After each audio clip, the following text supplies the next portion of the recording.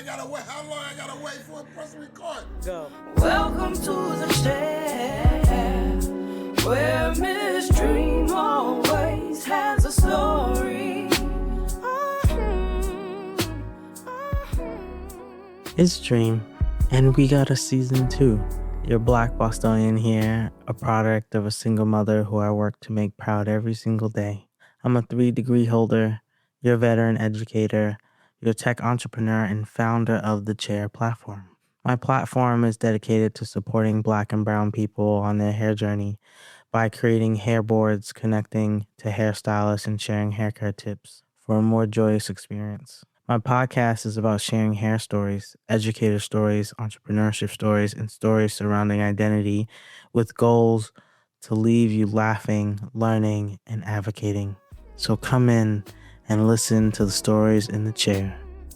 Where we share stories in the chair.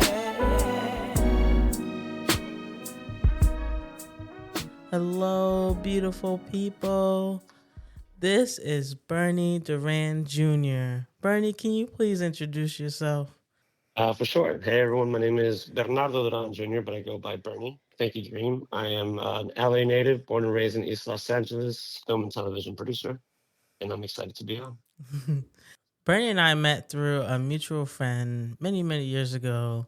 And when I knew Bernie was going to be that cool guy to me is our first conversation, we talked about identity, Tribe Called Quest, and we had a beer together. I don't even drink beer like that, but he was like, I got you. It's going to be fine. And I said, this guy's cool with me. And that day we just spent just chatting, and I was learning your world and how you saw East LA because I was living in Boyle Heights at the time. I was learning about the community through teaching and making sure that I lived in the area and doing all of the local activities and things. I was going everywhere. People were like, who is this Black woman everywhere? And I was like learning Spanish. I was speaking Spanish. I grew up with a Dominican godmother, but my Mexican kids, I know that. my Mexican kids were like, we don't like how you speak Spanish. And I was like, okay. so I was like practicing and working on that. And we were able to have that moment together. And it was such a beautiful day. And so I'm excited that you're on the podcast.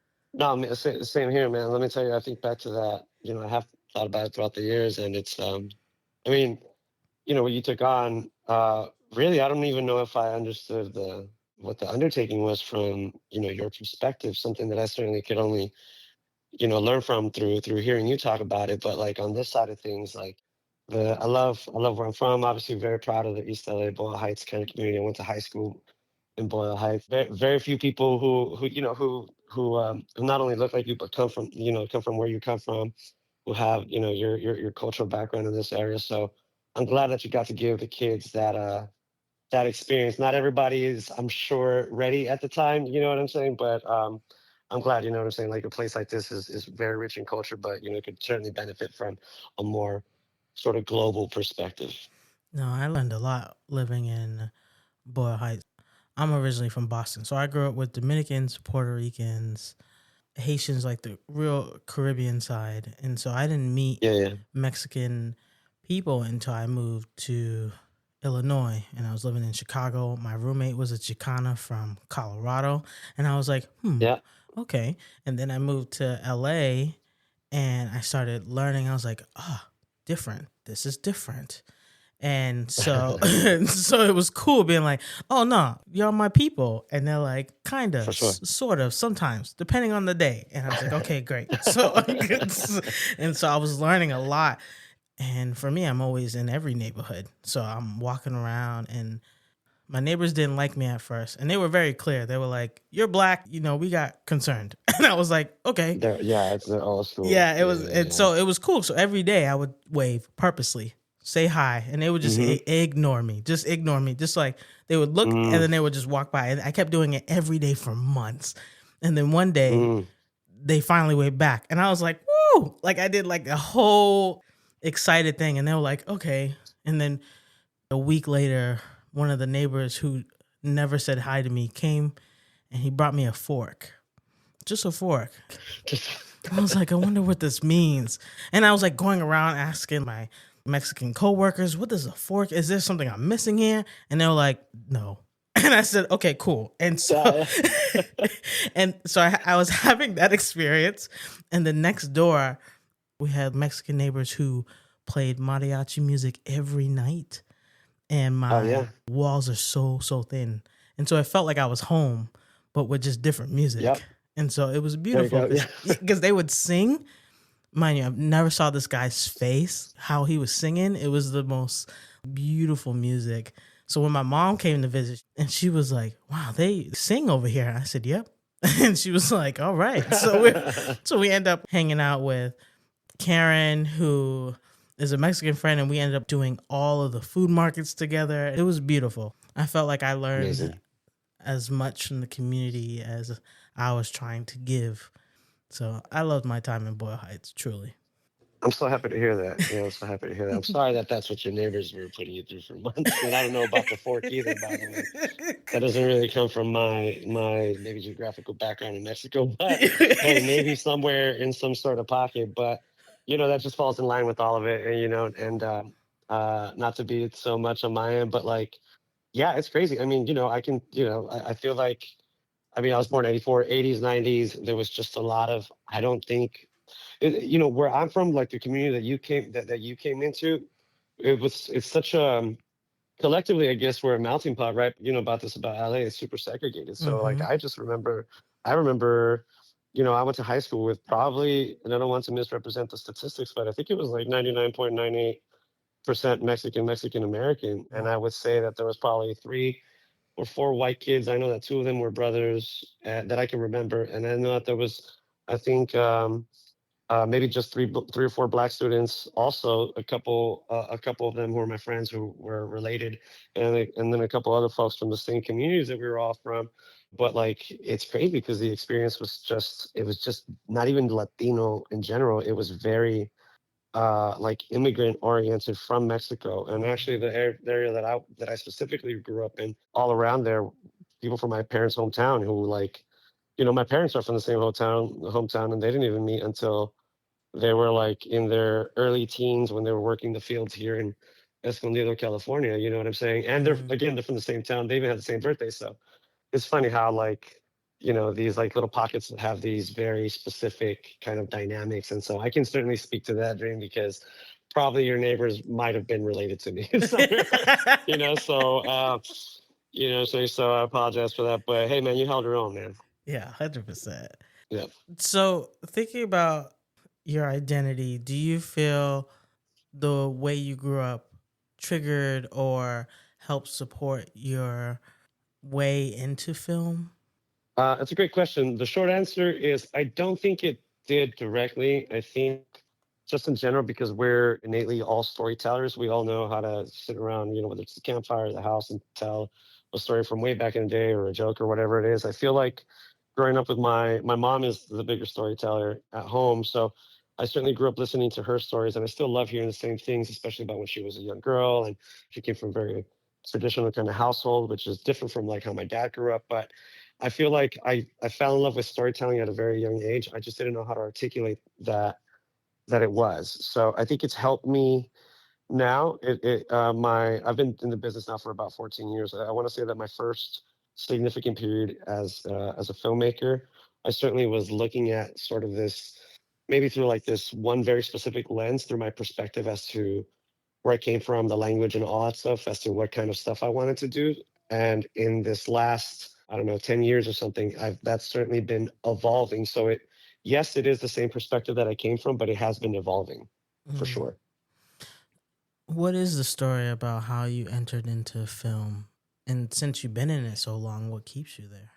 Um, well, the long and short of it is that I actually I started as a banker when I was very young, and I moved up pretty quickly. But I didn't really vibe with that line of work. I think I was good at what I did. And I moved up again really fast, but there was kind of a blessing in disguise. The economy tanked in like 2008, and it was just impossible to get any kind of work and really sustain yourself. And I was living with my folks at the time, so it was certainly easier. But um, we all have that drive, right? And I was finishing up grad school, or I was going to University of Laverne. And I was trying to jump into the marketplace, sorry, to the just into industry, just to work. But I could only sustain myself doing extras work, and so I kind of fell in love with the circus that I would look at as an extra. They would really treat you very poorly and kind of do these big herd calls, and that slowly I started to move away from that into just very specific, like, you do this in the background, you do that in the background. And so I started booking a few gigs here and there, and I got this crazy idea to apply to film school. And yeah, I actually got rejected the first time, and then I reapplied, and like I honestly I begged my way in. I got like I got waitlisted, and they held on to my application so long. I kid you not, that like somebody dropped out like 3 days before school started, and so they had called me. They had called me because I was hounding them all the time. So they said, "Hey, actually, we have one spot open." So that's how I got into film. That's literally how I got into film. Jeez. Where we share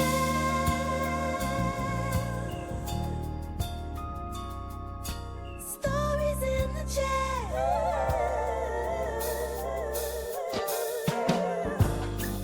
Look, it's my commercial. We will be right back. It's more than just a bad hair day. It's a journey. Finding the right hairstyle isn't easy, nor is finding the right stylist or the right products. Looking in every corner of the web gets messy, overwhelming, and exhausting. All the ads, the articles, the products, the videos. It shouldn't be this hard, but it is. And now, it isn't. The Chair. A black and brown centered platform where you can design hair boards, connect to hairstylists, and share hair care tips for a new joyful path on your hair journey. Avoid the clutter, save yourself hours, months, and even years of research and poor trial and error. Everything you need and only what you need is in one place. Hair boards made by people like you, for you. Find the right products, the right people, the right answers for you, stress-free. Join the Chair community and make every day a great hair day.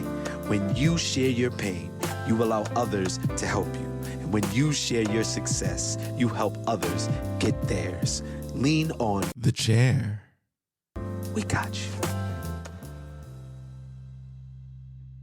No stress, no strife. In the chair, the chair, the chair. All right.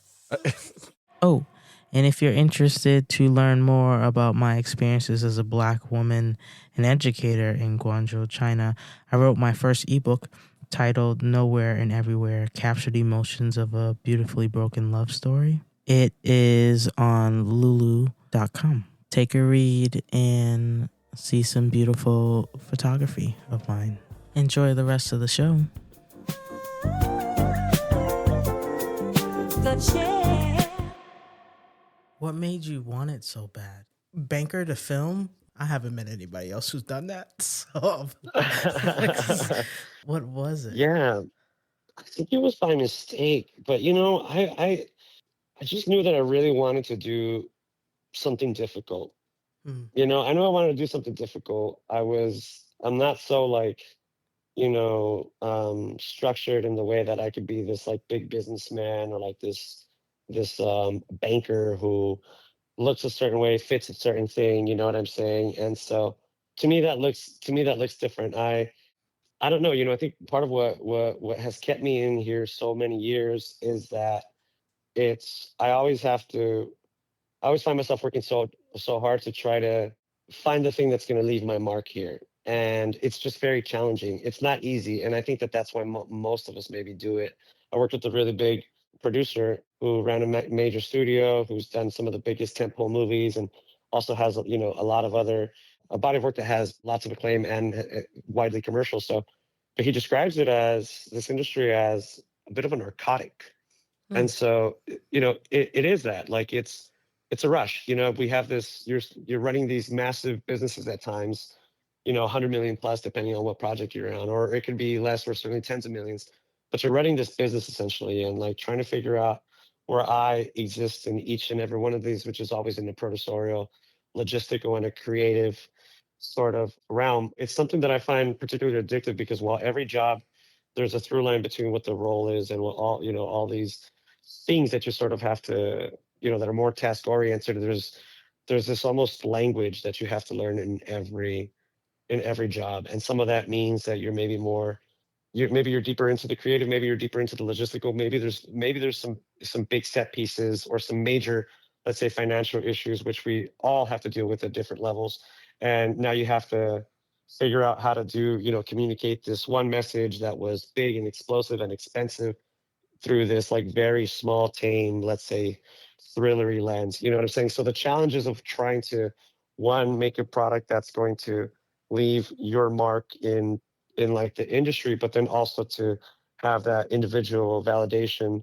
where, like, if I go watch a movie and you and I are together, I can look at a moment and be like, wow, it takes a lot of us to make a movie. It's like you may think I look at a moment and I'll go like, oh, I remember I gave this one note while not taking ownership for this entire thing, is just saying like, hey, I was the one to spark this sort of change, or this idea that evolved and became a far better version of it with the help of all these other people. So I don't know, it's like nothing I've ever done before, and I didn't know that this is what it would be. I was just kind of enamored by this chaos that was so controlled.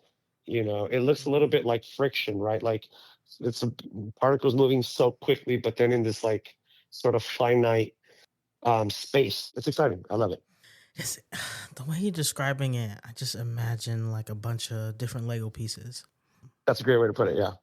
and you have access based on how much money you have, based on your connections, based on your just personal beliefs of which Lego pieces, and then you're building it. And everybody has the same task to build a flower, but each flower will be different.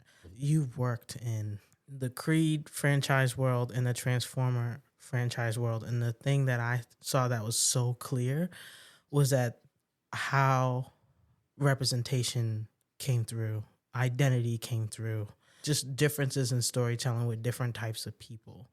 And I'm always curious, do you feel that there was an intentionality behind your decision making when it came to Black and brown people, storyline, just the different types of stories you wanted to lift up in this chaos? Yes, that's a wonderful question. Thank you for noticing. And yes, there was absolutely a lot of intention that went behind that. I work with the director, Stephen Campbell Jr., very frequently, and we've been collaborating since we were in school together. And it's always been that. We went into school, which was also, I guess, like a microcosm of Hollywood. It's predominantly white. A lot of folks, it came from money, and it was Steven who directed Transformers and Creed 2, and myself, and then just like a handful of other Black and brown students. And you had a lot of Asian representation who was coming from overseas, and then some other folks that were kind of from around the world. But Black and brown students specifically, it was very small. And so, yeah, we've been trying to do that, since the beginning. And I want to say that at this level, it's become even, it really remains more at the forefront even of what we're trying to accomplish, right? Because while what you see on screen or what we know audiences are looking on or taking in that's on screen, some of the things that aren't the most obvious often end up having people of color at the forefront, right? So like, Sierra Whaley, she's one of our costume designers. We have Hank King Jr., who we just collaborated with, who does stunts, for example. He's a person who's very mixed race. So we always want to lead first with in front and behind the camera with people who look like us, who talk like us, because the super is important. And it's very normal for us to have to answer those questions and educate people. And I think we'll never stop doing that. I hope so, but I think what's going to happen is that we'll end up pulling back. But it's got to be just like united front, like we've been certainly trying to do. Other filmmakers out there of color who've had a lot of success in recent years, I think, are fighting the same fight. When arguing with people who don't understand the importance of representation, what is your critique to that? People who say, well, we shouldn't think about diversity in front and behind the camera. What is your critique to that? Generally speaking, I just there's always been, not just in front and behind the camera, but just, I mean, we're in Los Angeles, you know what I'm saying? There's always been this, everyone's point of view, I think specifically in film, is very additive. So I think that anyone who wants to close themselves off to embracing what the reality is, not even just going forward, but really stop resisting the things that we've seen up until this point. We're not going to just generate products. If you just want to look at it from a commercial standpoint, audiences, black and brown audiences, and other audiences that exist in this BIPOC kind of world, I think we're looking for things that are where we're represented. We're looking for stories that are nuanced and tell about our identity, or at least are able to wrap our nuance and identity into projects that are, for example, quote unquote, white. So I think while that stuff does exist, my opinion is that I think there's a lot of us that are fighting it, that are fighting that good fight really hard, and so some of those folks are going to be, I think, just kind of left in the dust is really where it's at. I think the future is in more diverse storytelling in front, behind the camera, not just the one perspective, but inclusive of something that's much more global. And frankly, I just think that even when you look at big tempo movies and whatnot, like those are we already see that those movies have started to maybe not generate as much income, but you look at a movie like Sinners, Ryan Coogler's right now, which is Mm-hmm. pretty much an entirely black cast set in the South, and that movie's making gangbusters. That's a movie that's an original concept, and it's got a good budget for what it is, and it's generating a lot of buzz and conversation, and it's making money. You see, so I think that movie and other movies, certainly, movies that we've been a part of, but also would like to be a part of. There's just so much potential to mine out. I think, again, resisting that is just irresponsible. Yeah. I recently watched, so I also saw Sinners, and I love watching people on the internet do the think pieces because Yep. I'm such an educator. So I watch all 75 billion of them. And Yep. the common theme that keeps coming up is saying this nuance is so important that it triggered a conversation for this whole community that people forgot about or people don't Totally. consider. I was watching them talk about clothing choice. I was watching them talk about the scene when Annie is pulling out the different potions. And I was like, Yep. I know what that is because my mother does that. And then I was watching these videos and they were saying it started to open up this whole world of, oh, do you understand that they thought about it? Here's the things that they thought about. And I was like, someone is seen, even for that 5 minute section, someone saw themselves. And if it's one person, you know that there are multiple people who also see themselves in that moment. And I think Oh, for sure. there are things like that that are just so beautiful. I recently also saw it's on Apple TV, number one on the call sheet. Dude, that's a real thing. Yeah. Yeah, right. And so it was produced by Kevin Hart's Productions, and they did one about Hmm. black women and one about black men, Hmm. and they're talking about just the realities. They're talking about their successes, but how many doors that they had to kick down because of someone else's assumption. There was a whole section where there was an argument that said black people just don't make international blockbusters. And then Will Smith is like, Right. hey, I'm here. What are you talking about? Yeah. Right. And then Yeah. Jamie Foxx is like, hey, I'm also here. What are you talking about? And so it was these really interesting conversations that all of these actors have to come together to prove a point through their own personal experiences. Someone is taking their stories and chronologically putting them together to say, this is a reality. And if we don't Yeah. pay attention, then we're a part of the problem. Yeah. Yeah. Absolutely. And that what's great about the numbers is that they don't lie. I think the issue, not the one single issue, but something that I've questioned myself sometimes is, and not just in film, just in general, right? 'Cause like even when I was doing the corporate thing in the banking world, and you hear things about your industry and how things are working and new move strategies and blah blah. Even as the greenest person, the person with the least amount of experience in the room, there's been moments where I know all of us have been like, are we asking the right questions? And I think that's the that's one of the tricks that we have to especially sort of kind of get around, I think, in the film industry, right? Because when you start looking at, when you do look at the numbers, and when you do look at, how like Will Smith, for example, that's a global movie star. You know what I'm saying? He's going to be generating a lot of excitement just in general. And this isn't something that is 21st century new. I mean, like, Bad Boys came out, in the 90s. So, and that was early in his career. So these are hurdles that we continue to have to get around. And it takes a lot of work for the rest of us. And look, I know how annoying and how much work that is sometimes, but it is important. My colleagues and I, we try to push each other forward because it is a fight. You know what I'm saying? But there is data if you're asking the right questions, and the information is solid. And we have stars that don't just look one cookie cutter way, and we just have to continue. I think we're at a really good opportunity right now to mine out who these next stars are going to be that do look like us. Well, Bernie, thank you so much for sitting in the chair and sharing your stories. I truly, truly appreciate it. No. Thank you. I had a blast. And I love what you do. I think this is amazing. So this is awesome. Thank you for having me. Welcome to the chair, where Miss Dream always has a story. Thank you for listening to an episode of The Chair. I'm going to share with you a dream of mine. I would love to be on Sesame Street. Sesame Street held my hand through childhood. In my dream, I would be in my big afro or rainbow braids sitting on the stoop sharing hair stories. I would like your help, please, by doing all the things like leave a review, share it with someone who would benefit from hearing this episode. And if you know someone who knows someone who knows someone at Sesame Street, share your favorite episode with them, and I'll make you some of my famous chocolatey hot chocolate.